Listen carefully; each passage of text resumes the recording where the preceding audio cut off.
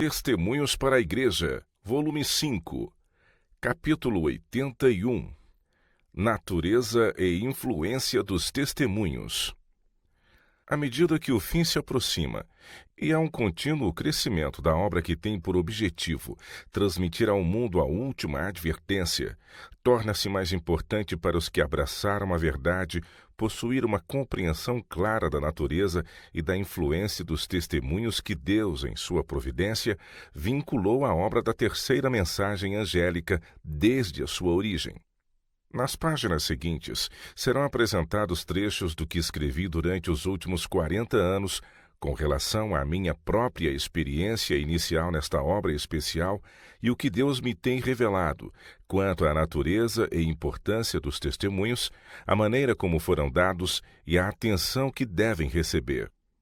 Não muito tempo depois da passagem do tempo, em 1844, foi-me concedida a primeira visão. Estava em Portland em visita a uma querida irmã em Cristo, cujo coração estava enlaçado ao meu. 5 de nós, todas mulheres, estávamos ajoelhadas silenciosamente no culto familiar. Enquanto estávamos orando, o poder de Deus me sobreveio como nunca o havia sentido antes. Parecia estar cercada de luz e achava-me subindo mais e mais alto da terra. Nessa ocasião tive uma visão da experiência dos crentes adventistas, da vinda de Cristo e do galardão destinado aos fiéis. Em minha segunda visão, cerca de uma semana depois da primeira, o Senhor me apresentou uma perspectiva das provas por que eu iria passar, e disse-me que eu deveria relatar a outros o que ele me havia revelado. Foi-me mostrado que meus trabalhos encontrariam grande oposição, e meu coração seria ferido pela angústia, mas a graça de Deus seria suficiente para amparar-me em tudo. Fiquei imensamente perturbada com o assunto dessa visão, pois ela indicava o meu dever de ir entre o povo e apresentar a verdade.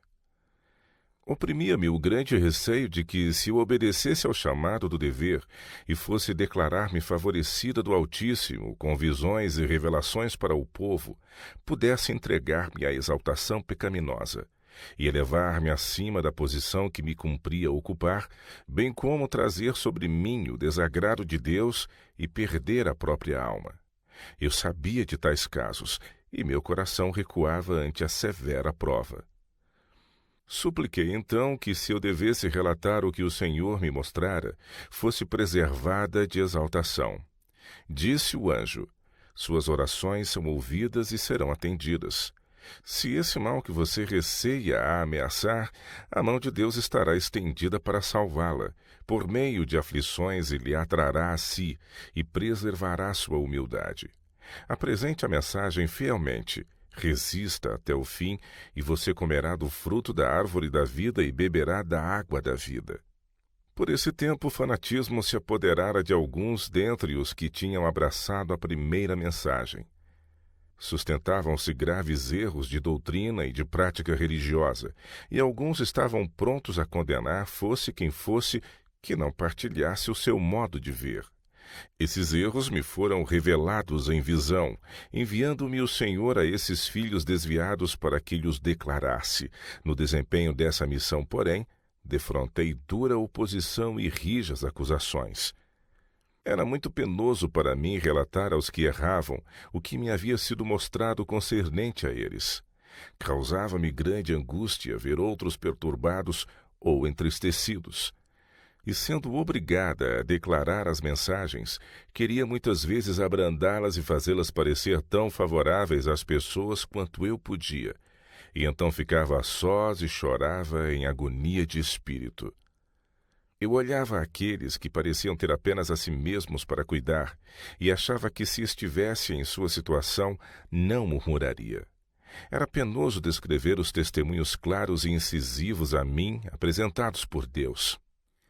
Ansiosamente aguardava o resultado, e se as pessoas reprovadas se rebelavam contra a reprovação e mais tarde se opunham à verdade, eu me perguntava: terei eu apresentado a mensagem exatamente como devia?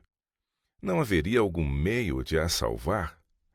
E então me oprimia o coração uma angústia tal que muitas vezes achava que a morte seria um bem-vindo mensageiro e a sepultura um suave lugar de descanso. Não compreendia o perigo e pecado de tal procedimento até que em visão fui levada à presença de Jesus. Ele me olhou com o semblante carregado e desviou o rosto de mim. Não é possível descrever o terror e a agonia que então senti. Prostrei-me sobre o rosto diante dele, mas não tinha ânimo para proferir uma palavra. Oh, quanto eu desejava ocultar-me e esconder-me daquela terrível expressão sombria. Pude compreender então até certo ponto quais serão os sentimentos dos perdidos, quando clamarem as montanhas e as rochas: caí sobre nós, escondei-nos da face daquele que está sentado no trono e da ira do Cordeiro. Apocalipse capítulo 6, verso 16. Imediatamente um anjo me mandou levantar, e o quadro que meus olhos viram dificilmente poderá ser descrito. Diante de mim havia uma multidão, de cabelos desgrenhados e vestes despedaçadas, e cujo rosto era a própria expressão do desespero e terror.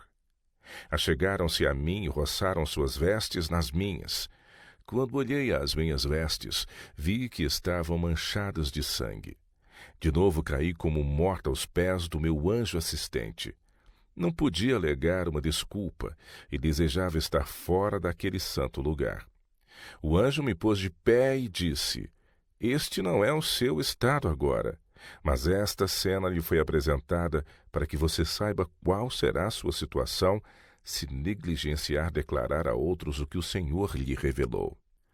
Com essa solene advertência bem clara para mim, saí para falar ao povo as palavras de reprovação e ensinamento que o Senhor me comunicara. Testemunhos individuais. As mensagens que me foram comunicadas para indivíduos, eu as tenho às vezes lançado sobre papel, fazendo-o quase sempre por insistente pedido das pessoas a quem diziam respeito. À medida que o meu trabalho se estendia, isso se tornou uma parte considerável e laboriosa das minhas ocupações.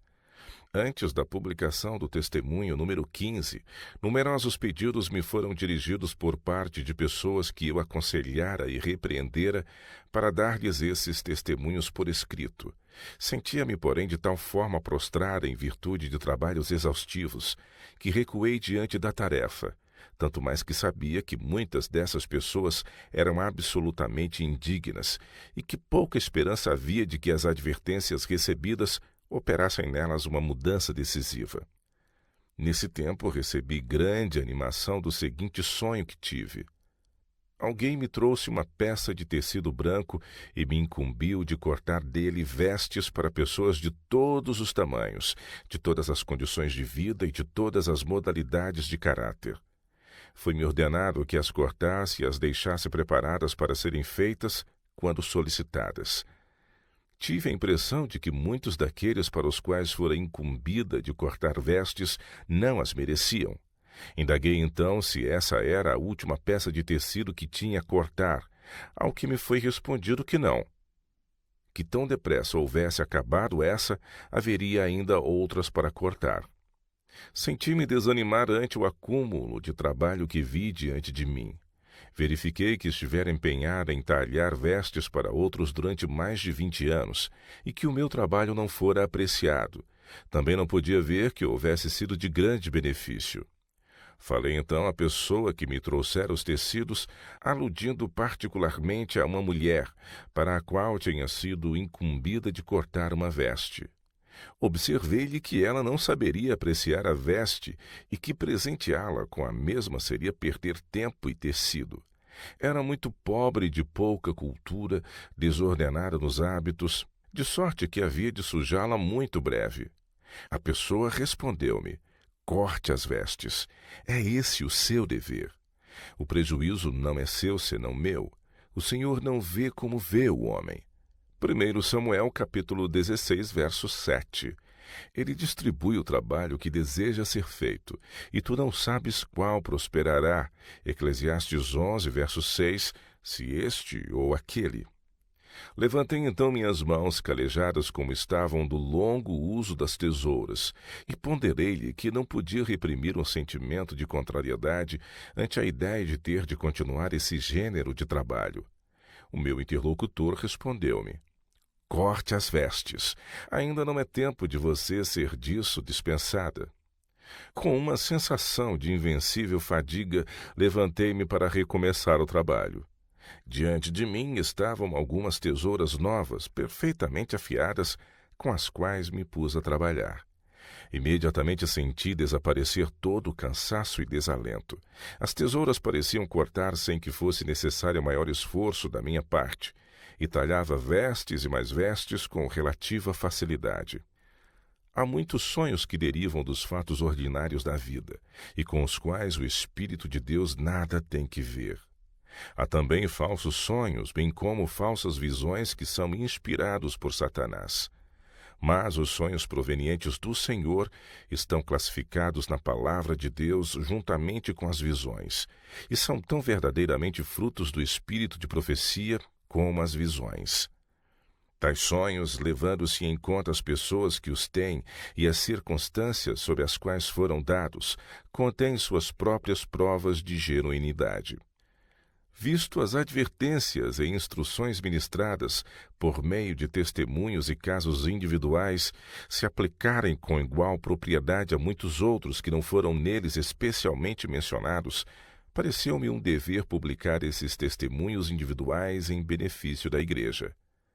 No testemunho número 15, falando da necessidade de assim proceder, disse: eu não conheço melhor maneira de apresentar meus pontos de vista sobre os perigos gerais e os erros, e o dever de todos os que amam a Deus e guardam seus mandamentos, do que pela publicação destes testemunhos. Talvez não haja meio mais direto e eficaz de tornar público o que o Senhor me tem mostrado. Numa visão que tive a 12 de junho de 1868, foi-me revelado o que plenamente justificava o meu ato de publicar também testemunhos individuais. Quando o Senhor discrimina casos particulares, especificando os seus erros, outros que não foram mostrados em visão, frequentemente os admitem como exatos ou aproximadamente semelhantes. Se alguém é repreendido por alguma falta especial, os irmãos e irmãs devem examinar cuidadosamente a si mesmos e indagar em que eles próprios têm faltado e em que se têm feito culpados de idêntico pecado. Devem manifestar um espírito de humilde confissão. Se alguém supõe estar correto, isto não decide seu caso. Deus olha para o coração. 1 Samuel, capítulo 16, verso 7. Desse modo, ele experimenta e aprova as pessoas. Ao repreender os erros de alguém, ele pretende corrigir a muitos. Se estes, porém, deixam de tomar para si a repreensão, lisonjeando-se de que Deus passa por alto os seus erros, porque não os aponta individualmente, enganam a si mesmos e se afundam em trevas, sendo abandonados aos próprios caminhos para seguirem as imaginações de seu coração. Salmo 73, verso 7. Muitos não usam de sinceridade consigo mesmos e estão laborando em grande erro quanto sua legítima condição diante de Deus. Deus se serve de caminhos e meios que melhor satisfazem a seu propósito para provar o que há no coração de seus professos seguidores. Ele torna patentes as faltas de uns, para que outros se deem por avisados e temam, procurando evitá-las. Pelo exame de si mesmos, podem ver que estão fazendo as mesmas coisas que Deus condena em outros. Se desejam realmente servir a Deus e temem ofendê-lo, não hão de esperar que primeiro lhes sejam notificados os seus pecados antes que os confessem, mas tornar-se-ão ao Senhor humildemente arrependidos, renunciando àquelas coisas que desagradam a Deus, de conformidade com a luz que outros receberam. Se, pelo contrário, aqueles que estão em faltas veem que são culpados dos mesmos pecados reprovados em outros, mas contudo continuam a não manifestar nenhum arrependimento, simplesmente porque esses pecados não lhes foram especialmente notificados, correm perigo subjugados por Satanás à vontade dele. Vi que na sabedoria de Deus os erros e pecados de todos não seriam revelados. Todos os culpados são igualmente visados por esses testemunhos individuais, embora seus nomes não estejam neles expressamente mencionados. E se tais indivíduos passam por alto e encobrem os próprios pecados, porque seus nomes não foram especificamente citados, não serão prosperados por Deus. Não poderão progredir na vida espiritual, mas se aprofundarão cada vez mais nas trevas, até que a luz do céu seja deles completamente retirada. Numa visão que tive há uns 20 anos, em 1871, fui instruído a destacar alguns princípios gerais, oralmente e por escrito, e ao mesmo tempo especificar os perigos, erros e pecados de alguns indivíduos, para que todos fossem advertidos, reprovados e aconselhados.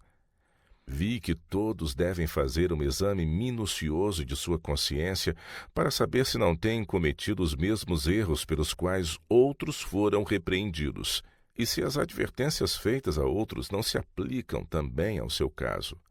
Em caso afirmativo, devem sentir que esses conselhos e repreensões foram dados também a eles, e fazer deles uma aplicação tão prática como se estivessem sido dirigidos especialmente a eles. Deus intenta provar a fé de todos os que alegam ser seguidores de Cristo. Ele provará a sinceridade das orações de todos aqueles que dizem ser seu sincero desejo conhecer o próprio dever. Ele tornará claro o dever de cada um, dando a todos uma oportunidade de desenvolver o que está dentro do coração. O objetivo dos testemunhos. Nos tempos antigos, Deus falou aos homens pela boca de seus profetas e apóstolos. Nestes dias, Ele lhes fala por meio dos testemunhos do seu Espírito. Nunca houve um tempo no qual Deus instruísse mais seriamente seu povo a respeito de sua vontade e da conduta que este deve ter do que agora. O Senhor achou por bem dar-me uma visão das necessidades e erros de seu povo. Por penoso que me haja sido, tenho exposto fielmente aos ofensores suas faltas e o meio de remediá-las. Assim, tem o Espírito de Deus pronunciado advertências e juízos, sem recusar, contudo, a doce promessa da misericórdia. Os pecadores arrependidos não têm motivo de desesperar-se, por lhes serem lembradas suas transgressões e serem advertidos do perigo em que se encontram. Esses próprios esforços em seu favor indicam quanto Deus os ama e deseja salvá-los. Só têm de seguir-lhe os conselhos e fazer sua vontade para herdarem a vida eterna. Deus põe os pecados diante de seu povo errante, a fim de que os vejam em toda a sua enormidade à luz da verdade divina. É seu dever então a eles renunciar para sempre. Caso o povo de Deus reconhecesse sua maneira de lidar com eles e lhe aceitassem os ensinos, encontrariam um caminho reto para seus pés e uma luz para guiá-los por entre as trevas e o desânimo. Não são feitas aos que erram entre os adventistas do sétimo dia advertências e reprovações porque sua vida seja mais repreensível do que a de professos cristãos das igrejas nominais ou porque seu exemplo e atos sejam piores do que os dos adventistas que não prestam obediência aos reclamos da lei de Deus, mas porque eles têm grande luz e porque pela sua profissão de fé se colocaram como povo especial, escolhido de Deus, tendo sua lei escrita no coração. Eles mostram sua lealdade ao Deus do céu, prestando obediência às leis de seu governo. São representantes de Deus na terra.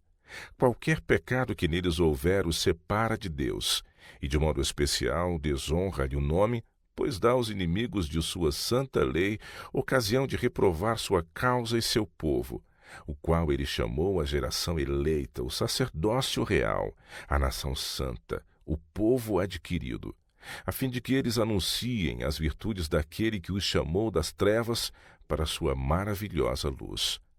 1 Pedro capítulo 2, verso 9. Mas o Senhor reprova e corrige o povo que professa guardar sua lei. Aponta-lhes os pecados e manifesta-lhes a iniquidade, porque deles deseja separar todo pecado e impiedade, a fim de que aperfeiçoem a santidade em seu temor. Deus os repreende, reprova e castiga, de modo a serem purificados, santificados, elevados, sendo afinal exaltados a seu próprio trono. Tenho verificado os testemunhos dirigidos aos observadores do sábado e fiquei pasmada diante da misericórdia de Deus e do seu cuidado por seu povo em dar-lhes tantas advertências, apontar-lhes os perigos e apresentar-lhes a posição elevada que deseja ver ocupada por eles. Se eles se conservassem no seu amor, separando-se totalmente do mundo, ele faria repousar sobre eles sua bênção particular e resplandecer a luz divina ao seu redor. A influência deles para o bem se faria sentir em todos os ramos da obra e em todos os campos de evangelização. Se, porém, deixarem de corresponder ao pensamento de Deus, se continuarem a ter uma compreensão tão acanhada do caráter exaltado de sua obra, como tiveram no passado, sua influência e seu exemplo hão de provar-se uma terrível maldição. Eles farão mal, e só mal. O sangue de almas preciosas será encontrado em suas vestes. Os testemunhos de advertência têm sido repetidos. Eu pergunto, quem lhes tem dado atenção? Quem tem sido zeloso em arrepender-se de seus pecados e idolatria, prosseguindo fervorosamente para o prêmio da soberana vocação de Deus em Cristo Jesus? Filipenses capítulo 3, verso 14. Tenho aguardado ansiosamente, esperando que Deus derrame seu Espírito sobre alguns e os use como instrumentos de justiça para despertar e colocar em ordem sua igreja. Tenho quase desesperado ao ver, ano após ano, maior afastamento daquela simplicidade que Deus me mostrou que deve caracterizar a vida de seus seguidores. Tem havido cada vez menos interesse na causa de Deus e dedicação a ela. Pergunto, até que ponto aqueles que professam confiança nos testemunhos têm procurado viver de acordo com a luz concedida através deles? Até que ponto têm considerado as advertências dadas? Até que ponto têm acatado as instruções recebidas? Não para substituir a Bíblia. Que os testemunhos não foram dados para substituir a Bíblia se evidencia a seguinte porção de um testemunho publicado em 1876. O irmão J. confundiria a mente buscando fazer parecer que a luz que Deus tem dado mediante os testemunhos é um acréscimo à palavra de Deus. Mas nisso apresenta a questão sob uma falsa luz. Deus tem julgado adequado trazer desse modo à mente de seu povo a sua palavra para lhe dar mais clara compreensão dela. A palavra de Deus é suficiente para iluminar o espírito mais obscurecido e pode ser compreendida por todo aquele que sinceramente deseja entendê-la. Mas, não obstante isso, alguns que dizem fazer da palavra de Deus o objeto de seus estudos são encontrados vivendo em oposição direta a alguns de seus mais claros ensinos. Então, para que tanto homens como mulheres ficassem sem desculpa, Deus deu testemunhos claros e decisivos a fim de reconduzi-los à sua palavra que eles negligenciaram seguir. A palavra de Deus tem abundância de princípios gerais para a formação de corretos hábitos de vida, e os testemunhos gerais e pessoais têm sido planejados para chamar a sua atenção de modo mais especial para esses princípios. Em 3 de abril de 1871, esse assunto foi-me apresentado num sonho. Pareceu-me estar assistindo a uma importante reunião, a que havia concorrido grande número de pessoas.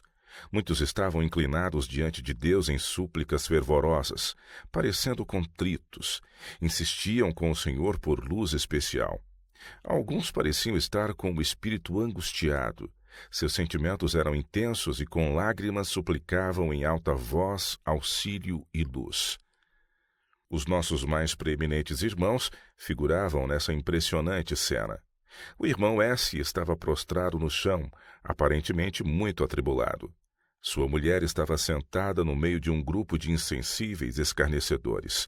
Tinha ares de quem dava a entender que votava ao desprezo os que assim se humilhavam. Sonhei que o Espírito do Senhor pousou então sobre mim, e que me levantei no meio dos clamores e súplicas e disse: o Espírito do Senhor Deus veio sobre mim. Sinto-me impelida a dizer-lhes que devem começar a trabalhar individualmente por vocês mesmos. Estão olhando para Deus desejosos de que faça por vocês a obra que Ele lhes deu para fazer. Se fizerem aquilo que sabem ser o seu dever, Deus lhes ajudará quando precisarem de auxílio. Deixaram de cumprir o que Deus lhes incumbiu de fazer. Invocaram a Deus para que faça o seu trabalho. Se tivessem seguido a luz que Ele lhes deu, Ele teria feito mais luz brilhar sobre vocês. Mas já que negligenciam conselhos, advertências e repreensões que lhes foram dados, como podem pretender que Ele lhes dê mais abundante luz e bênçãos somente para negligenciarem e desprezarem? Deus não se equipara aos homens. Dele não se zomba. Tomei a preciosa Bíblia e agrupei em torno dela os diferentes testemunhos para a igreja, dados ao povo de Deus. Aqui, disse eu, se encontram os casos de quase todos. Os pecados que devem evitar estão neles apontados. Os conselhos que eles buscam podem ser encontrados aqui, apresentados para outros casos que definem situações semelhantes às suas. Deus se tem agradado de dar-lhes preceito sobre preceito e regra sobre regra. Isaías capítulo 28, verso 10. Mas não há muitos entre vocês que sabem realmente o que está contido nos testemunhos. Vocês não estão familiarizados com as Escrituras. Se tivessem feito da Bíblia o objeto de seus estudos, com o propósito de atingir o padrão bíblico e a perfeição cristã, não necessitariam dos testemunhos. E porque negligenciaram se familiarizar com o livro inspirado de Deus, Ele procurou alcançar vocês por meio de testemunhos simples e diretos, chamando a sua atenção para as palavras da inspiração que negligenciaram obedecer e insistindo com vocês para modelarem a vida de acordo com os seus ensinamentos puros e elevados. Por meio dos testemunhos, o Senhor se propõe a advertir, repreender e aconselhar seus filhos, e impressionar-lhes a mente com a importância da verdade de sua palavra. Os testemunhos não estão destinados a comunicar nova luz, e sim a imprimir fortemente na mente as verdades da inspiração que já foram reveladas. Os deveres do homem para com Deus e seu semelhante estão claramente discriminados na palavra de Deus, mas poucos de vocês se têm submetido em obediência a essa luz. Não se trata de escavar verdades adicionais, mas pelos testemunhos Deus tem facilitado a compreensão de importantes verdades já reveladas e posto estas diante de seu povo pelo meio que Ele próprio escolheu, a fim de despertar e impressionar com elas a sua mente para que todos fiquem sem desculpa. O orgulho, o amor próprio, o egoísmo, o ódio, inveja e ciúme obscureceram o poder perceptivo, e a verdade que deveria fazê-los sábios para a salvação perdeu seu poder de cativar e controlar a mente. Os mais essenciais princípios da piedade não são compreendidos porque não há fome e sede de conhecimento bíblico, pureza de coração e santidade de vida. Os testemunhos não têm, por fim, diminuir o valor da palavra de Deus, e sim exaltá-la e atrair para ela as mentes, para que a bela singeleza da verdade possa impressionar a todos. Além disso, eu disse, como a palavra de Deus se acha circundada por estes livros e folhetos, assim também Deus os circundou com reprovações, conselhos, advertências e encorajamento. Aí estão vocês com o coração angustiado, clamando a Deus por mais luz. Estou autorizada por Deus a declarar-lhes que nenhum raio mais dessa luz há de incidir sobre seu caminho através dos testemunhos, até que façam uso prático da luz que já lhes foi concedida. O Senhor lhes tem circundado de luz, mas vocês não a têm apreciado, antes a espezinham. Enquanto uns a desprezam, outros a negligenciam ou seguem indiferentemente. Poucos dispuseram o coração a obedecer à luz que Deus se agradou dispensar-lhes. Alguns que receberam advertências especiais por meio de testemunhos esqueceram-se dentro de poucas semanas das admoestações que lhes foram feitas. A alguns, os testemunhos foram várias vezes repetidos. Eles, porém, não os consideraram bastante importantes para levá-los a sério. Eles lhes pareceram como loucura. Se tivessem apreciado a luz recebida, teriam evitado prejuízos e provações que vocês consideraram duros e severos. Tinham somente a si próprios para culpar. Acabaram pondo sobre o próprio pescoço um jugo que acharam penoso suportar. Não era esse o jugo que Cristo lhes havia imposto. A solicitude e o amor de Deus tinham sido demonstrados a seu favor, mas seu coração egoísta, maldoso e incrédulo não pôde discernir a sua misericórdia e bondade. Prosseguiram agindo em sua sabedoria até que, subjugados por provações, perplexos e confusos, ficaram enredados nas ciladas de Satanás. Quando reconhecerem os raios de luz que lhes foram concedidos no passado, então a luz de Deus lhes será aumentada. Eu lhes mencionei o antigo Israel. Deus lhes deu a sua lei, mas eles se recusaram a obedecê-la. Depois lhes deu cerimônias e ordenanças para que, celebrando-as, Deus fosse lembrado. Eram tão propensos a esquecê-lo e as suas reivindicações sobre eles, que lhes cumpria conservar desperta a mente de modo a compreenderem o dever de obedecer e honrar a seu Criador. Se tivessem sido obedientes e com amor guardado os mandamentos de Deus, o grande número de cerimônias e ordenanças não teria sido necessário. Se o povo que agora professa ser a propriedade peculiar, Êxodo 19, verso 5, de Deus, obedecesse a seus requisitos especificados em sua palavra, não haveria necessidade de testemunhos especiais para despertar neles o sentimento do dever e impressioná-los acerca de sua pecaminosidade e do temível risco que correm ao negligenciar obedecer à palavra de Deus. As consequências têm se entorpecido porque a luz foi posta de parte, sendo negligenciada e desprezada. Sonhei que, enquanto eu falava, o poder de Deus se apossou de mim de maneira extraordinária e fiquei totalmente sem forças, mas não tive nenhuma visão. Imaginei que meu marido se levantou perante o povo e exclamou: "Esse é o maravilhoso poder de Deus. Ele tornou os testemunhos um poderoso meio de alcançar as pessoas e atuará mais poderosamente por seu intermédio do que tem feito até aqui. Quem estará ao lado do Senhor?" Alguém se levantou ao meu lado e disse: "Deus a suscitou e deu-lhe palavras para dizer ao povo e atingir-lhe o coração, como a nenhuma outra pessoa foram dadas. Ele formulou seus testemunhos para resolver casos que têm necessidade de auxílio. Você deve ficar impassível às zombarias ou escárnio, às acusações e censura. A fim de ser um instrumento especial nas mãos de Deus, importa não se apoiar em ninguém, a não ser somente em Deus, e como a videira que sobe, entrelaçar nele as suas gavinhas. Ele a constituiu meio de comunicar sua luz ao povo. Você deve diariamente suplicar forças de Deus a fim de fortificar-se, para que sua influência não tolde ou eclipse a luz que ele permitiu brilhar sobre seu povo por seu intermédio. É o objetivo especial de Satanás impedir que essa luz atinja o povo de Deus que tanto dela necessita em meio aos perigos destes últimos dias. Seu êxito depende de sua simplicidade. Tão depressa dela se apartar, formulando testemunhos de modo a acomodá-los à índole das pessoas por eles visadas, o poder a abandonará. Quase tudo nesta época é enganoso e fictício. No mundo há grande quantidade de testemunhos que visam somente agradar e encantar momentaneamente e exaltar o eu. O seu testemunho tem cunho diferente.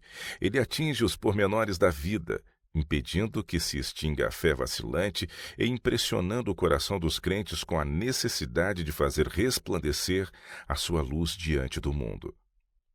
Deus lhe tem dado os testemunhos para por eles expor aos apostatados e aos pecadores sua verdadeira condição, bem como o imenso prejuízo que estão sofrendo em continuar com uma vida de pecado. Deus lhe confiou isto, revelando-o a você em visão como não fez a nenhum outro vivente, e de acordo com a luz que lhe tem dado a considerará responsável. Não por força nem por violência, mas pelo meu espírito, diz o Senhor dos Exércitos. Zacarias capítulo 4, verso 6. Clama em alta voz, não te detenhas. Levanta a voz com uma trombeta e anuncia ao meu povo a sua transgressão e à casa de Jacó os seus pecados. Isaías 58, verso 1. Mau uso dos testemunhos. Alguns que acreditam nos testemunhos têm errado em querer impô-los indevidamente a outros. No volume 1, número 8, há um testemunho a esse respeito. Havia alguns em que eram filhos de Deus, mas duvidavam das visões. Outros havia que não lhes faziam qualquer oposição. Contudo, não ousavam assumir atitude definida a seu respeito. Alguns eram céticos e tinham motivos suficientes para isso. As falsas visões e práticas fanáticas, bem como as consequências desastrosas que delas decorreram, exerceram sobre a causa em Wisconsin uma influência capaz de tornar as pessoas desconfiadas de tudo que se apresentasse com o nome de visões. Todas essas coisas devem ser tomadas em consideração, procedendo-se com sabedoria. Não se deve atribular nem forçar os que nunca tenham visto um indivíduo receber visões e não possuem um conhecimento pessoal da sua influência. Essas pessoas não devem ser separadas dos benefícios e privilégios de membros da igreja, se no demais a sua vida cristã se prova correta. Alguns, conforme me foi mostrado, receberiam as visões publicadas, julgando a árvore pelos seus frutos. Outros são como o duvidoso Tomé. Não podem crer nos testemunhos publicados, nem convencer-se deles pelo testemunho de outros, precisando ver e tirar a prova por si mesmos. Esses não devem, por isso, ser postos de lado, cumprindo tratá-los com paciência e amor fraternal até que tomem posição e tenham opinião definida contra ou a favor deles. Se, porém, começarem a combater as visões de que não têm conhecimento, se levarem a sua posição ao ponto de opor-se àquilo que não tem experiência, a igreja pode saber que eles não estão certos. Alguns de nossos irmãos têm tido larga experiência na verdade e por anos estado familiarizados comigo e minha obra. Eles comprovaram a veracidade dos testemunhos e declararam sua crença neles. Sentiram a poderosa influência do Espírito de Deus sobre si ao testemunhar a legitimidade das visões. Se esses tais, quando reprovados através dos testemunhos, se insurgirem contra eles e trabalharem secretamente para prejudicar sua influência, devem ser tratados exemplarmente, pois sua atitude pode pôr em perigo os inexperientes. Já o primeiro número dos testemunhos publicados encerra uma advertência contra a maneira desavisada de usar a luz que Deus desse modo comunicou ao seu povo. Afirmei que alguns não haviam procedido sabiamente. Quando falavam de sua fé aos descrentes e esses lhes exigiam a prova, citavam os meus escritos em vez de fornecer-lhes a prova da Bíblia. Foi-me mostrado que tal procedimento é incoerente, tornando os incrédulos prevenidos contra a verdade. Os testemunhos não têm qualquer força de prova com os que lhes desconhecem o Espírito. Não deveriam ser citados em tais casos. Outras advertências relativas ao uso dos testemunhos têm sido dadas de tempos em tempos como segue. Alguns pregadores ficaram bem para trás. Esses professam crer nos testemunhos dados, e alguns agem muito mal, fazendo deles uma regra férrea para os que não tiveram qualquer experiência anterior com relação às mensagens, mas fracassam em praticá-los eles mesmos. Repetem testemunhos que são completamente desconsiderados por eles. Sua conduta não é coerente. Vi que muitos tiram vantagem do que Deus mostrou com respeito aos pecados e erros dos outros, tiram conclusões extremadas do que me foi mostrado em visão e usam-nas de tal maneira a enfraquecer a fé de muitos naquilo que Deus tem mostrado e também desanimam a igreja. O inimigo se prevalecerá de tudo o que puder empregar para destruir. Testemunhos têm sido apresentados a favor de indivíduos que ocupam posições importantes. Eles começam bem a desempenhar responsabilidades e fazer sua parte na obra de Deus. Mas Satanás os persegue com suas tentações, e eles são, afinal, vencidos. Quando outros contemplam sua conduta errada, Satanás sugere à mente deles que deve haver um erro nos testemunhos dados a tais pessoas. De outro modo, esses homens não se teriam demonstrado indignos de ter uma parte na obra de Deus. Desse modo, é suscitada a dúvida com relação à luz que Deus concedeu. O que pode ser dito das pessoas sob certas circunstâncias não se poderá dizer em outras. Os homens são fracos em poder moral e tão supremamente egoístas, tão autossuficientes e tão facilmente inchados de presunção que Deus não pode trabalhar com eles e são deixados a se mover como cegos e a manifestar tão grande fraqueza e loucura que muitos se admiram que tais indivíduos tivessem sido jamais aceitos e reconhecidos como dignos de ter qualquer ligação com a obra de Deus. Isso é justamente o que Satanás planejara. Esse foi seu objetivo desde o tempo em que, a princípio, os seduziu a censurar a causa de Deus e a lançar dúvidas sobre os testemunhos. Tivessem eles ficado onde sua influência não fosse especialmente sentida sobre a causa de Deus, Satanás não os teria assediado tão ferozmente, pois não poderia ter realizado seu propósito usando-os como seus instrumentos para fazer uma obra especial. Pelos seus frutos. Que os testemunhos sejam julgados pelos seus frutos. Que espírito revelam seus ensinos? Qual tem sido o resultado de sua influência? Todos os que desejam podem familiarizar-se com os frutos dessas visões. Por 17 anos o Senhor permitiu que sobrevivessem e se fortalecessem contra a oposição das forças satânicas e a influência de agentes humanos que auxiliam Satanás em sua obra. Ou Deus está ensinando sua igreja, reprovando seus erros e fortalecendo a sua fé, ou não está. Esta obra é de Deus, ou não é. Deus nada faz em parceria com Satanás. Meu trabalho ao longo dos últimos 30 anos traz o selo de Deus ou do inimigo. Não há meio termo nesta questão. Os testemunhos são do Espírito de Deus ou do diabo. Desde que o Senhor se tem manifestado pelo espírito de profecia, passado, presente e futuro têm passado perante mim. Tenho antevisto rostos em visão, os quais nunca haviam contemplado antes, para depois de muitos anos reconhecê-los prontamente quando em sua presença. Tenho sido despertada de meu sono com um vívido senso de assuntos previamente apresentados, e à meia-noite escrevo cartas que vão cruzar o continente e, nos momentos de crise, salvar de grandes desastres a causa de Deus. Essa tem sido minha obra por muitos anos. Um poder tem me impelido a reprovar e censurar erros dos quais não tinha o menor conhecimento. Esse trabalho nos últimos 36 anos seria de cima ou de baixo. Cristo advertiu seus discípulos: acautelai-vos, porém, dos falsos profetas, que vêm até vós vestidos como ovelhas, mas interiormente são lobos devoradores. Por seus frutos os conhecereis. Porventura colhem-se uvas dos espinheiros ou figos dos abrolhos? Assim, toda árvore boa produz bons frutos, e toda árvore má produz frutos maus. Não pode a árvore boa dar maus frutos, nem a árvore má dar frutos bons. Toda árvore que não dá bom fruto corta-se e lança-se no fogo. Portanto, pelos seus frutos os conhecereis. Mateus capítulo 7, versos de 15 a 20. Aqui está uma prova que todos podem aplicar à vontade. Os que realmente desejam conhecer a verdade hão de encontrar provas suficientes em que apoiar sua fé. Duvidando dos testemunhos. É plano de Satanás enfraquecer a fé do povo de Deus nos testemunhos. Satanás sabe fazer seus ataques. Ele trabalha na mente das pessoas para despertar ciúmes e descontentamento com relação aos dirigentes da obra. Os dons são logo questionados, atribui-se-lhes pequeno valor e a instrução dada mediante a visão é desconsiderada. Em seguida vem o ceticismo no tocante aos pontos vitais de nossa fé, as colunas de nossa posição.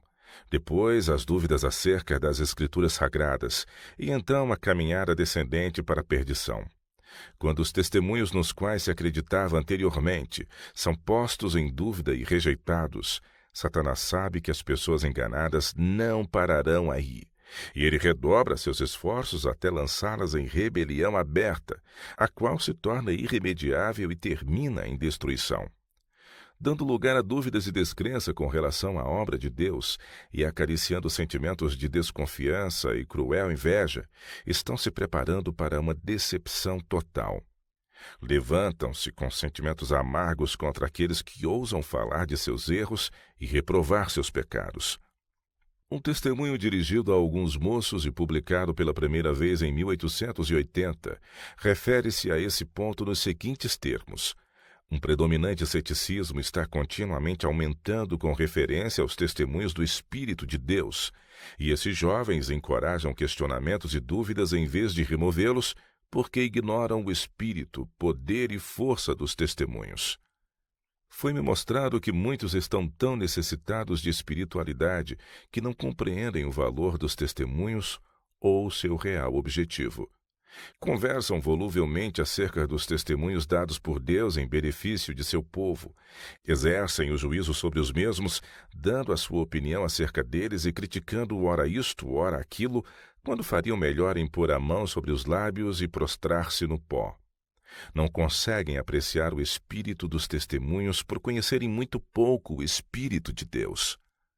Há alguns que nunca se submeteram plenamente à reprovação. Eles tomaram um rumo de sua própria escolha. Têm sempre, em maior ou menor grau, exercido influência contra aqueles que se levantam para defender o direito e reprovar o erro. A influência dessas pessoas sobre indivíduos que aqui vêm e que são postos em contato com elas é muito má. Elas enchem a mente desses recém-chegados com questionamentos e dúvidas a respeito dos testemunhos do Espírito de Deus. Dão falsas interpretações aos testemunhos e, em vez de levar pessoas a se tornarem consagradas a Deus e ouvirem a voz da igreja, ensinam-nas a serem independentes e não se preocuparem com as opiniões e julgamento dos outros. A influência dessa classe tem estado secretamente em atuação. Alguns não têm noção do prejuízo que estão causando, mas, sendo sem consagração orgulhosos e rebeldes, conduzem outros no caminho errado. Uma atmosfera venenosa é respirada por esses indivíduos não consagrados. O sangue das almas está nas vestes deles, e Cristo lhes dirá no dia do acerto final: apartai-vos de mim, vós que praticais a iniquidade. Mateus capítulo 7, verso 23. Eles ficarão espantados, mas sua professa vida cristã foi um engano, uma fraude. Alguns expressam sua opinião que o testemunho da irmã White não é digno de confiança. Isso é tudo o que algumas pessoas não consagradas desejam. Os testemunhos de reprovação têm frustrado sua vaidade e orgulho, mas se elas se atrevessem, iriam ao limite na moda e no orgulho. Deus dará a todos estes uma oportunidade de se revelarem e de desenvolver seu verdadeiro caráter. Vi que a razão por que as visões não têm sido mais frequentes nos últimos tempos é que não têm sido apreciadas pela igreja. A igreja quase perdeu sua espiritualidade e fé, e as reprovações e advertências não têm exercido sobre os membros senão um pequeno efeito. Muitos dos que têm professado fé nelas não as têm atendido. Se você perder a confiança nos testemunhos, cairá das verdades da Bíblia. Tenho temido que muitos assumiriam uma atitude questionadora, duvidosa, e em minha aflição por sua salvação quero adverti-lo. Quantos atenderão à advertência? De acordo com sua atitude atual para com os testemunhos, porventura no caso de lhe ser dado um testemunho contrário a seu pensar, corrigindo seus erros, você se sentirá na perfeita liberdade de aceitar ou rejeitar qualquer parte ou todo ele? Aquilo que menos inclinado se acha a receber pode ser justamente a parte mais necessária. Meus irmãos, acautelem-se contra um coração incrédulo e maligno. A palavra de Deus é clara e minuciosa em suas restrições. Ela se opõe à sua condescendência egoísta, por isso vocês não lhe obedecem. Os testemunhos de seu espírito chamam a atenção para as Escrituras, apontando-lhe seus defeitos de caráter e repreendendo seus pecados. Por essa razão, vocês não os ouvem. E para justificar sua conduta carnal e amante de facilidades, vocês duvidam que os testemunhos provenham de Deus. Se os irmãos obedecessem a seus ensinos, estariam certos de sua origem divina. Lembrem-se, a incredulidade de vocês não afeta a sua autenticidade. Se eles são de Deus, permanecerão. Foi-me mostrado que a incredulidade nos testemunhos de advertência, animação e reprovação está afugentando a luz do povo de Deus. A incredulidade fecha-lhes os olhos, de modo que se acham ignorantes de sua verdadeira condição. Pensam que não é necessário o testemunho do Espírito de Deus em reprovação ou que não se refere a eles. Esses estão na maior necessidade da graça de Deus e de discernimento espiritual para que descubram sua deficiência no conhecimento das coisas do Espírito. Muitos que apostataram da verdade atribuem como razão para o seu modo de agir o não terem fé nos testemunhos. A questão agora é: renunciarão eles a seu ídolo que Deus condena, ou continuarão em seu errôneo caminho de indulgência e rejeitarão a luz que Deus lhes tem dado, reprovando as próprias coisas em que se deleitam? A questão a ser estabelecida com eles é: negarei a mim mesmo e receberei como de Deus os testemunhos porque eles reprovam os meus pecados? Em muitos casos, os testemunhos são plenamente recebidos, o pecado e a condescendência eliminados, e a reforma imediatamente começa em harmonia com a luz que Deus concedeu. Noutros casos, condescendências pecaminosas são mantidas, os testemunhos rejeitados, apresentando-se aos outros muitas falsas desculpas para justificar a recusa. O verdadeiro motivo não é revelado. É uma falta de coragem moral, de uma vontade fortalecida e dirigida pelo Espírito de Deus para renunciar a hábitos prejudiciais. Satanás tem a habilidade de sugerir dúvidas e inventar objeções ao testemunho que Deus envia, e muitos consideram uma virtude e indício de inteligência o mostrar-se incrédulo, questionar e contrafazer. Os que querem duvidar têm suficiente oportunidade para isso. Deus não se propõe fazer desaparecer toda a ocasião para a incredulidade.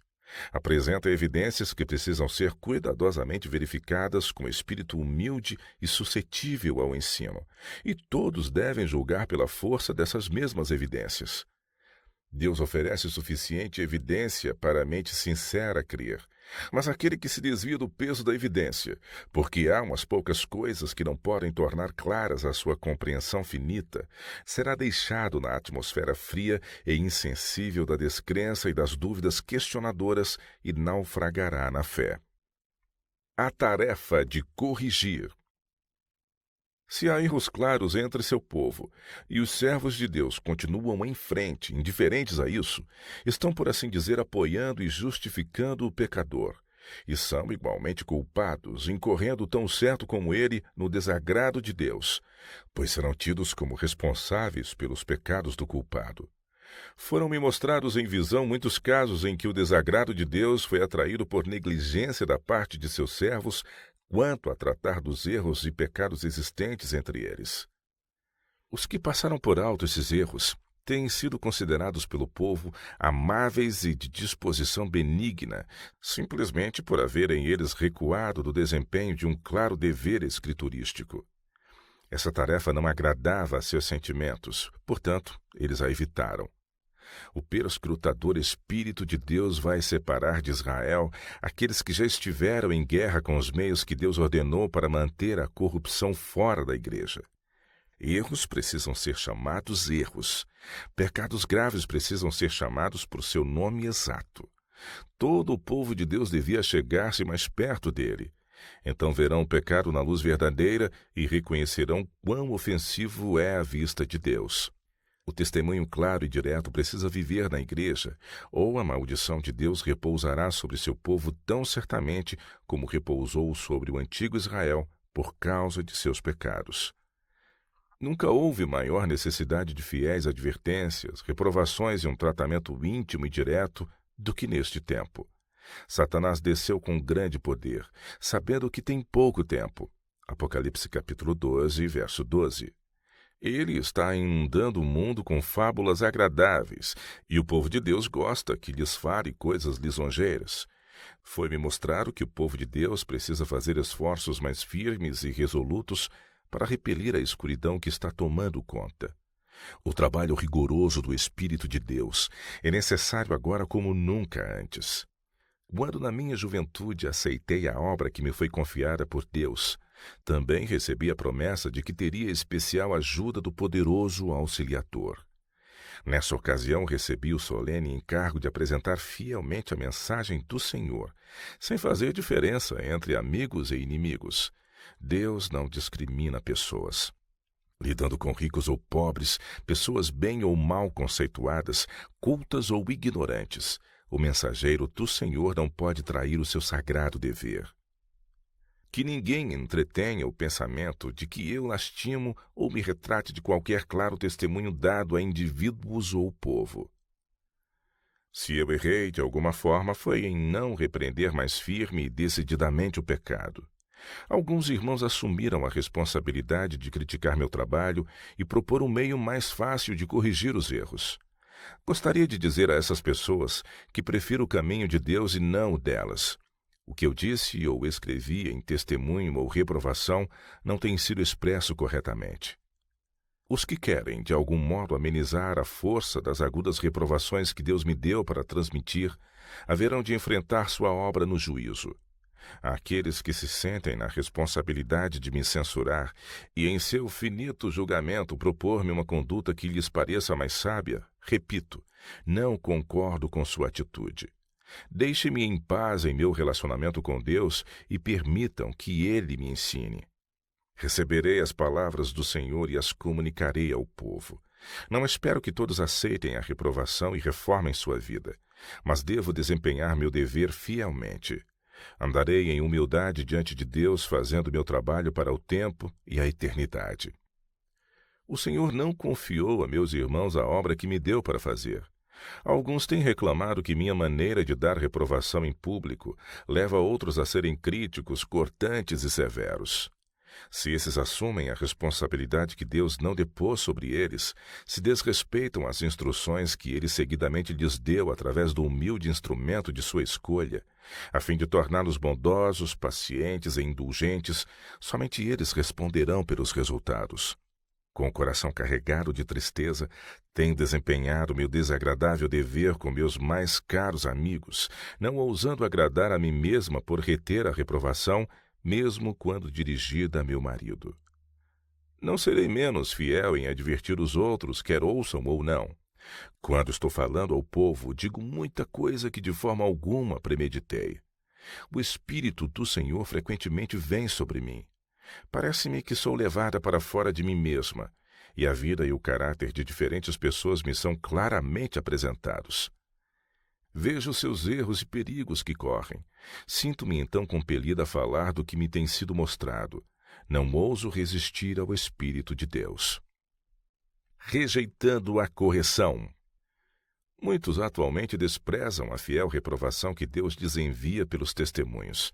Foi-me mostrado que alguns chegaram mesmo a ponto de queimar as palavras escritas de reprovação e advertência, como fez o ímpio rei de Israel.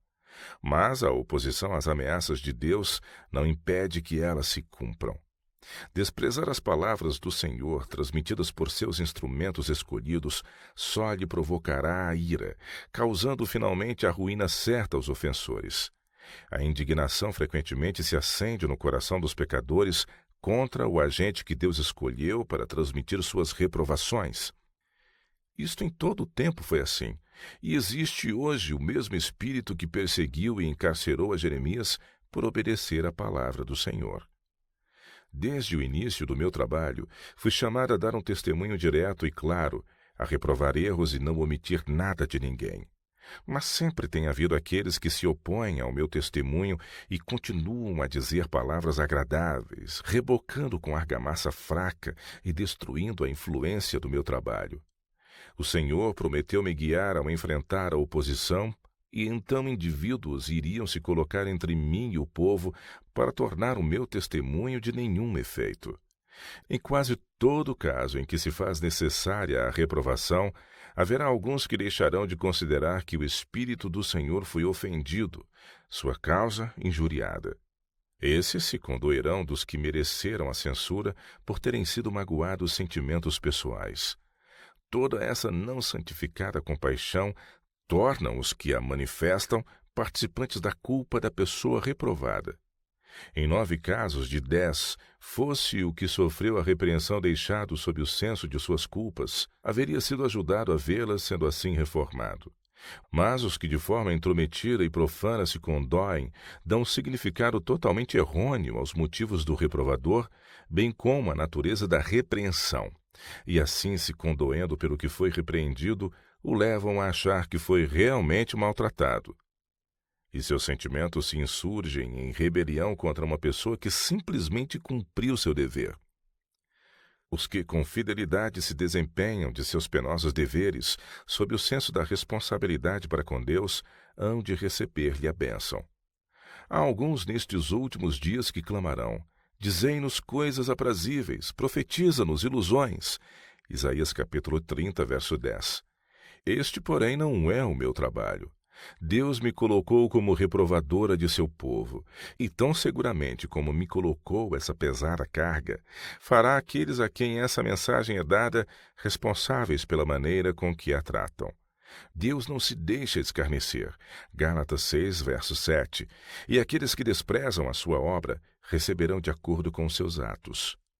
Não escolhi este trabalho desagradável por mim mesma. Não é um trabalho que me proporcione o favor ou o louvor dos homens. É um trabalho que apenas poucos apreciarão. Mas os que buscam tornar o meu trabalho duplamente difícil por suas falsas interpretações, vãs suspeitas e incredulidade, assim criando preconceito na mente de outros contra os testemunhos que Deus me tem dado e limitado o meu trabalho, têm que acertar esta questão com Deus, enquanto eu avançarei segundo a providência e meus irmãos abram o caminho perante mim. No nome e na força de meu Redentor, eu farei o que posso. Meu dever não é satisfazer-me, mas realizar a vontade de meu Pai Celestial, que me tem dado este trabalho. Se Deus me deu uma mensagem para transmitir ao seu povo, aqueles que querem me atrapalhar na obra e enfraquecer a fé das pessoas nessas verdades, não estão lutando contra o instrumento, mas contra Deus.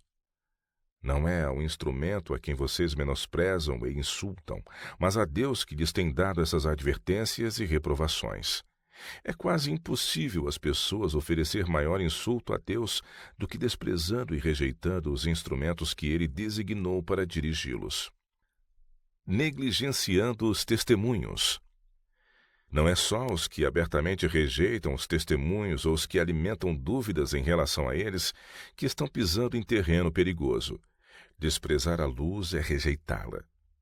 Alguns de vocês, em palavras, reconhecem a reprovação, mas não a aceitam de coração. Continuam como antes, somente sendo menos suscetíveis à influência do Espírito de Deus, tornando-se cada vez mais cegos, tendo menos sabedoria, menos domínio próprio, menos poder moral e menos zelo e entusiasmo pelas atividades religiosas, e a menos que sejam convertidos, deixarão afinal de apegar-se inteiramente a Deus. Não realizaram mudanças decisivas na vida quando veio a reprovação, porque não viram nem perceberam os seus defeitos de caráter e o grande contraste entre a sua vida e a vida de Cristo. Para que servem suas orações enquanto atendem à iniquidade no coração? Salmos 66, verso 18. A menos que façam uma mudança completa, não demorará muito tornar-se-ão cansados de reprovação, como se deu com os filhos de Israel, e à semelhança deles apostatarão de Deus. Muitos estão indo diretamente contra a luz que Deus tem dado ao seu povo, porque não leem os livros que contêm a luz e o conhecimento em advertências, reprovações e admoestações. Os cuidados do mundo, o amor da moda e a falta de religião têm desviado a atenção da luz que Deus tão graciosamente deu, enquanto livros e periódicos contendo erros estão percorrendo todo o país. O ceticismo e a infidelidade estão aumentando por toda parte. Luz tão preciosa procedente do trono de Deus e escondida sob o alqueire. Deus fará o seu povo responsável por essa negligência. Um relatório deve ser prestado a ele por todo o raio de luz que tem feito brilhar sobre o nosso caminho, quer seja utilizado para nosso progresso nas coisas divinas ou rejeitado porque é mais agradável seguir a inclinação. Os volumes da série Spirit of Prophets e também os testemunhos deviam ser introduzidos em cada lar de observadores do sábado, e os irmãos devem saber o seu valor e serem estimulados a lê-los. Não foi o plano mais sábio colocar esses livros a preço baixo e ter somente uma coleção numa igreja. Eles devem estar na biblioteca de cada família e serem lidos vez após vez. que sejam mantidos onde possam ser lidos por muitos. Que os pastores e todo o povo se lembrem de que a verdade do Evangelho condena quando ela não salva. A rejeição da luz coloca as pessoas num cativeiro, prendendo-as com as cadeias das trevas e da descrença. A pessoa que se recusa a escutar dia a dia os convites da misericórdia, cedo poderá ouvir os mais urgentes apelos sem que uma emoção lhe agite o coração. Como coobreiros de Deus, carecemos de mais fervente piedade e menos exaltação própria. Quanto mais for exaltado o próprio eu, tanto mais diminuirá a fé nos testemunhos do Espírito de Deus. Os que confiam inteiramente em si mesmos verão cada vez menos de Deus nos testemunhos de seu Espírito. Como receber uma reprovação? Os que são repreendidos pelo Espírito de Deus não devem insurgir-se contra o humilde instrumento. É Deus e não um falível mortal que falou para salvá-los da ruína. Não é agradável para a natureza humana receber reprovação, nem é possível para o coração humano, sem ser iluminado pelo Espírito de Deus, perceber a necessidade da reprovação ou a bênção que vem junto com a correção. Na medida em que o ser humano se rende à tentação e aceita o pecado, sua mente se torna obscurecida. O senso moral fica pervertido. Os avisos da consciência passam a ser desrespeitados e sua voz se torna cada vez menos clara. Ele perde gradualmente a capacidade de distinguir entre o certo e o errado, até o ponto de ficar sem a menor referência de sua situação perante Deus. Pode manter os aspectos formais da religião, conservar zelosamente suas doutrinas sem o espírito que os caracteriza. Sua condição fica sendo aquela descrita pela fiel testemunha. Pois dizes, estou rico e abastado e não preciso de coisa alguma. E nem sabes que tu és infeliz, sim, miserável, pobre, cego e nu. Apocalipse capítulo 3, verso 17. Quando o Espírito de Deus declara ser essa a sua condição, ele não consegue ver que essa é uma mensagem verdadeira. Tem ele que automaticamente rejeitar a advertência? Não. Deus fornece suficiente evidência para que todos os que desejam possam se satisfazer quanto à natureza dos testemunhos e, aceitando-os como vindos de Deus, devem naturalmente aceitar a reprovação, ainda que não consigam ver o caráter pecaminoso da vida que levam. Se eles tivessem uma clara noção de sua condição, iriam precisar de reprovação? Pelo fato de não perceberem, é que Deus misericordiosamente lhes envia o testemunho, a fim de que tenham chance de se arrepender e empreender uma reforma antes que seja tarde demais. Os que desprezam a advertência serão deixados na cegueira para iludirem a si mesmos. Mas os que lhe dão ouvidos, empenhando-se zelosamente na obra de afastar de si os seus pecados, a fim de terem as graças necessárias, abrirão a porta do coração para que o querido Salvador entre e com eles habite. Os que se acham mais intimamente ligados a Deus são os que conhecem a sua voz quando ele lhes fala. Os que são espirituais discernem as coisas espirituais. Esses se sentirão gratos porque o Senhor lhes apontou os erros. Davi aprendeu sabedoria do trato de Deus para com ele e curvou-se humildemente sob o castigo do Altíssimo.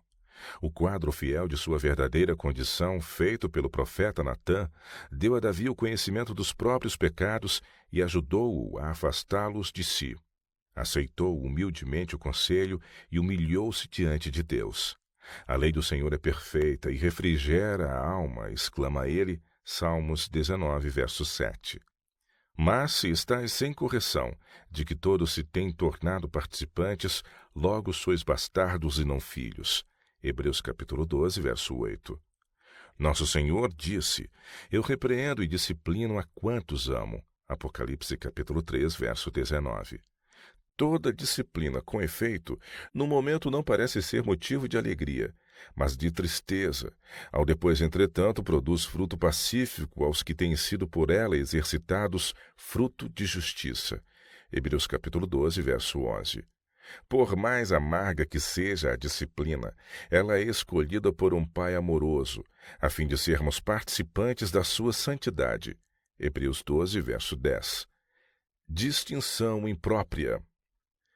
Alguns adotam um ponto de vista segundo o qual as advertências, admoestações e correções dadas pelo Senhor, por intermédio de sua serva, não têm maior importância que conselhos e advertências provenientes de outras fontes, a menos que sejam recebidas em visão especial para cada caso individualmente. Em alguns casos, alegou-se que, ao dar testemunhos para igrejas ou indivíduos, eu era influenciada por cartas que recebia de membros da igreja. Alguns chegaram a alegar que testemunhos que se dizem ser do Espírito de Deus eram somente manifestações do meu próprio juízo, baseadas em informações colhidas em fontes humanas. Essa afirmação é absolutamente falsa. Se, todavia, em resposta a alguma pergunta, informação ou consulta de uma igreja ou de indivíduos, um testemunho é escrito, apresentado à luz que Deus me deu a esse respeito, o fato de se haver originado dessa forma, de modo algum depõe contra sua validade ou importância. Citarei a propósito um trecho do testemunho número 31, que trata justamente desse assunto. O que ocorreu com o apóstolo Paulo? As novas que recebera através da casa de Cloé, com respeito às condições da igreja de Corinto, levaram-no a escrever sua primeira carta àquela igreja. Cartas particulares chegavam-lhe às mãos declarando os fatos como eles eram, e, em resposta, ele assentava princípios gerais que, se ouvidos, corrigiriam os males existentes. Com grande ternura e sabedoria, ele os exortava a que todos falassem as mesmas coisas e que não houvesse divisões entre eles. Paulo era um apóstolo inspirado. Contudo, o Senhor não lhe revelara todo o tempo a condição exata de seu povo. Os que estavam interessados na prosperidade da igreja e que tinham visto males nela penetrando, apresentaram o assunto perante ele e, pela luz que recebera anteriormente, achava-se preparado para julgar o verdadeiro caráter dessas ocorrências. Conquanto o Senhor não lhe houvesse dado uma nova revelação para esse tempo especial, os que estavam realmente buscando luz não rejeitaram sua mensagem como se fosse apenas uma carta comum. Não mesmo. O Senhor lhe mostrara as dificuldades e os perigos que surgiriam nas igrejas, para que, quando se manifestassem, ele soubesse exatamente como enfrentá-los. Paulo recebeu a missão de defender a igreja. Tinha de vigiar pelas almas como alguém que devesse prestar contas a Deus. Não deveria ele, pois, prestar atenção aos relatórios concernentes ao estado de anarquia e divisão em que elas se encontravam? Seguramente. E a reprovação que ele lhes enviou foi escrita sob a mesma inspiração do Espírito de Deus como qualquer de suas epístolas. Mas, quando a reprovação chegou, alguns não se sentiram atingidos. Assumiram a posição de que Deus não falara através de Paulo, que ele lhes havia transmitido meramente uma opinião humana e que seu julgamento tinha tanto mérito quanto de Paulo. Muitos de nosso povo se afastaram dos velhos marcos e seguiram seu próprio entendimento. Quando nosso povo assume essa atitude, as advertências e conselhos especiais de Deus dados pelo Espírito de profecia não podem ter sobre ele alguma influência no sentido de operar uma reforma da vida e do caráter. O Senhor não dá uma visão especial para enfrentar cada emergência que possa surgir nas diferentes situações de seu povo com o progredir da obra, mas mostrou-se que sua maneira de proceder para com a igreja no passado foi impressionar o espírito de seus servos escolhidos com as necessidades e perigos de sua causa e dos indivíduos e impor sobre eles o encargo de aconselhar e advertir. Assim, em muitos casos, Deus me esclareceu quanto a defeitos peculiares de caráter nos membros da igreja e os perigos daí decorrentes para os indivíduos e para a obra, caso não fossem corrigidos. Em dadas circunstâncias, tendências erradas são suscetíveis de se fortalecerem e arraigarem, acarretando danos à causa de Deus e à ruína de indivíduos. Às vezes, quando perigos especiais ameaçam a causa de Deus ou a pessoas, sou advertida da parte de Deus em sonhos ou visões, sendo tais casos apresentados vivamente ao meu espírito. Ouço então uma voz dizer-me: levanta-te e escreve. Estas pessoas estão em perigo. Obedeço à direção do Espírito de Deus e minha pena descreve sua legítima condição. Ao viajar e estar perante o povo em diferentes lugares, o Espírito do Senhor me lembra os casos a mim antes mostrados, avivando em minha memória as revelações que me foram feitas. Durante os últimos 45 anos, o Senhor tem estado a revelar-me as necessidades de sua causa e os casos de indivíduos em todas as fases da experiência humana, mostrando-me onde e como deixaram de aperfeiçoar o caráter cristão. As histórias de centenas de casos se desenrolaram aos meus olhos, sendo-me apresentadas com clareza as coisas que Deus aprova e as que condena. Deus mostrou-me que certo caminho, quando prosseguido, ou certos traços de caráter, quando cultivados, hão de produzir determinados resultados. Desse modo, tenho estado a preparar-me e disciplinar-me para que possa conhecer os perigos que ameaçam as pessoas e instruir e advertir seu povo, dando-lhe regra sobre regra e preceito sobre preceito, de sorte a não estar em ignorância quanto aos enganos do diabo e poder fugir às suas ciladas. A obra de que o Senhor especialmente me incumbiu é insistir com jovens e idosos, instruídos ou não, para examinarem as Escrituras por si mesmos, fazer sentir a todos que o estudo da Palavra de Deus robustece a inteligência e todas as faculdades do espírito, habilitando-o a resolver problemas difíceis e de grande alcance com relação à verdade, assegurar a todos que o conhecimento perfeito da Bíblia é superior a qualquer outro para tornar o homem aquilo que Deus se propôs fosse. A exposição das tuas palavras dá luz, dá entendimento aos simples. Salmos 119, 130. Com a luz comunicada pelo estudo de sua palavra e com o conhecimento especial que me foi dado de casos individuais entre o seu povo, sob todas as circunstâncias e em todas as fases da vida, poderia eu laborar ainda na mesma ignorância, na mesma incerteza e cegueira espiritual que é o começo de minha experiência? Quererão, meus irmãos, sustentar que a irmã White foi uma aluna tão sem inteligência, que o seu juízo a esse respeito não é para ser estimado mais agora do que antes de ela entrar para a escola de Cristo, a fim de ser preparada e disciplinada para essa obra especial? Porventura não terei compreensão mais nítida dos deveres e perigos do povo de Deus do que aqueles a quem essas coisas nunca foram apresentadas?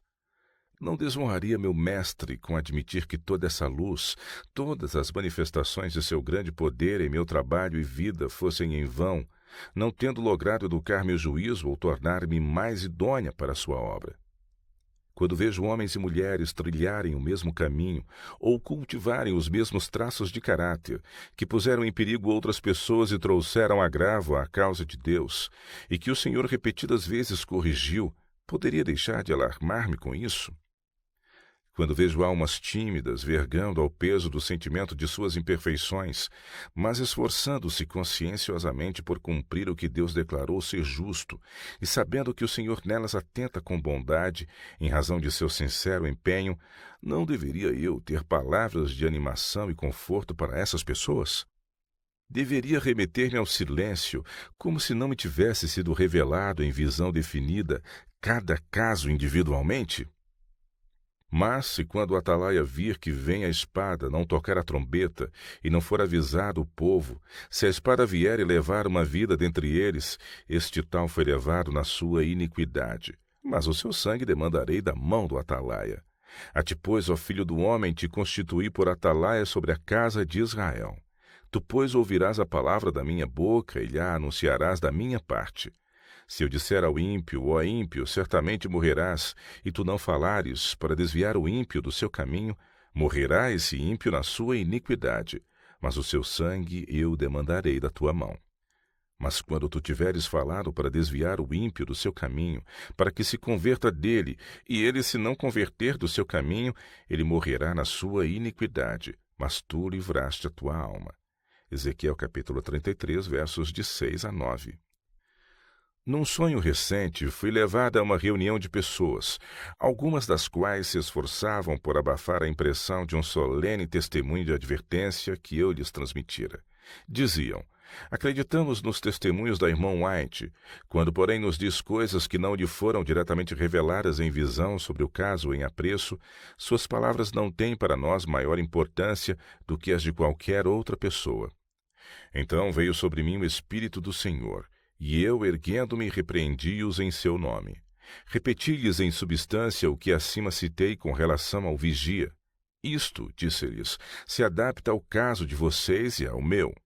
Se, pois, aqueles a quem estas solenes advertências dizem respeito objetarem, isto não é senão a opinião individual da irmã White, prefiro seguir o meu próprio juízo e continuarem a fazer as mesmas coisas contra as quais foram advertidos, revelarão com isto que desprezam os conselhos divinos, e o resultado será justamente o que o Espírito de Deus me revelou que haveria de ser: agravo à causa de Deus e perdição própria. Alguns, no intuito de garantir melhor a sua própria atitude, apresentarão declarações dos testemunhos que pensam favorecer a sua opinião, dando-lhes a mais vigorosa interpretação possível. Aquilo, porém, que torna suspeita a sua conduta ou que não se coaduna com seu modo de viver, denunciam como opinião individual da irmã White, negando-lhe a origem divina e nivelando-o aos seus próprios conceitos.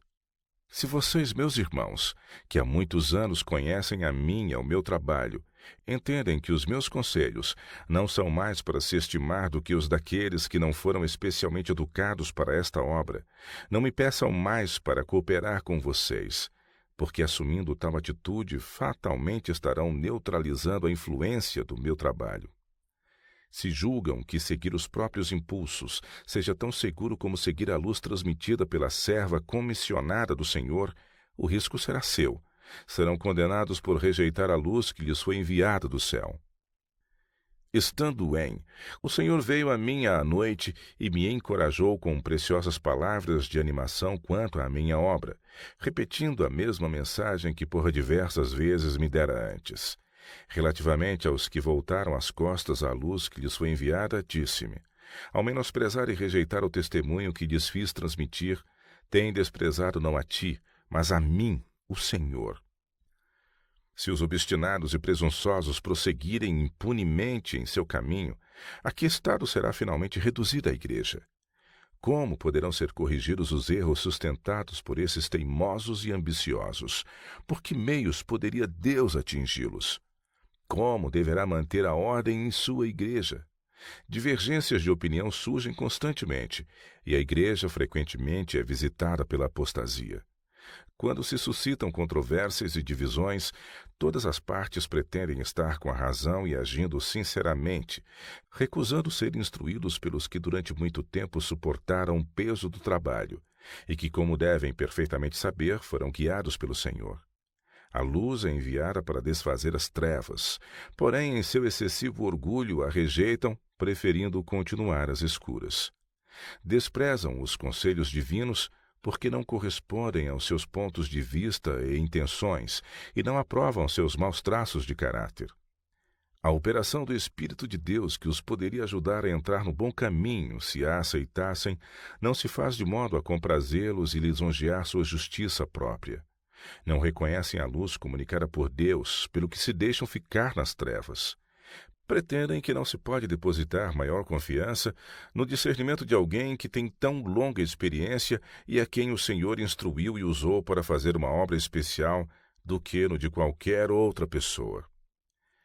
É desígnio divino que assim procedam, ou é isso a operação do inimigo de toda a injustiça, a fim de conservar as pessoas em erro e enredá-las com fortes ilusões que não podem ser desfeitas, porque se colocam fora do alcance dos meios que Deus para esse fim estabeleceu em sua Igreja? Correções, admoestações e repreensões da parte do Senhor têm sido dirigidas à sua Igreja em todas as épocas. Essas advertências foram desprezadas e rejeitadas nos dias de Cristo pelos fariseus, que eram justos a seus próprios olhos e pretendiam não necessitar de semelhantes admoestações, considerando-se por isso injustamente tratados. Recusaram também receber a palavra do Senhor anunciada por seus servos, por não satisfazer as suas inclinações. Se o Senhor consentisse em dar uma visão em presença dessa classe de gente hoje, apontando-lhes os erros, censurando-lhes a justiça própria e condenando-lhes os pecados, insurgir-se-iam contra ela como os habitantes de Nazaré, quando Cristo revelou sua verdadeira condição. A menos que essas pessoas humilhem o coração diante de Deus, deixando de acolher as sugestões de Satanás, a dúvida e a incredulidade delas se apoderarão, começando a ver tudo por um prisma falso. E uma vez lançada a semente da dúvida em seu coração, terão abundante frutos a colher. Chegarão a ponto de desconfiar e descrer de verdades que são intuitivas e cheias de beleza para os que não se educaram na incredulidade. Os que habituam o espírito a insistir em tudo que se presta para estabelecer uma dúvida, sugerindo-a a outros, sempre terão oportunidade para assim proceder.